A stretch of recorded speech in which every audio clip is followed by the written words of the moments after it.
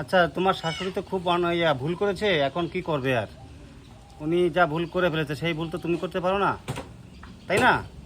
তো এখন তুমিও এই একই ভুল করলে তো হবে না। তো তুমি মাফ করে দাও। তো আমাকে কি বলবো, আমার যখন 9 মাস ছিল আমার বাচ্চা পেটে, আমাকে বাড়ি থেকে বের করে দিয়েছে, আমি না সহ্য করতে পারিনি। আর আমার স্বামীর সমস্ত সম্পত্তি উনি ওনার অন্য ছেলেদের নামে দিয়ে দিয়েছে, সেগুলো কি হবে? আমি কি কতদিন এভাবে ভাঙা বাড়িতে থাকবো? এটা এটা এটা এটা তুমি অন্যায় করেছো। এটা তোমার বৌমার সাথে তুমি খুব অন্যায় করেছো।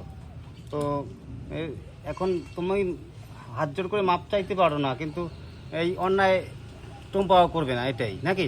না, আমি অন্যায় করব না, কিন্তু আমার একটাই অনুরোধ, আমার ভাগের যেটা, আমার সন্তান, আমার স্বামীর ভাগের যেটা, সেটা আমাকে ফিরিয়ে দেওয়ার ব্যবস্থা করতে হবে। আমি এভাবে ভাঙা বাড়ি আমার সন্তান নিয়ে থাকতে পারবো না।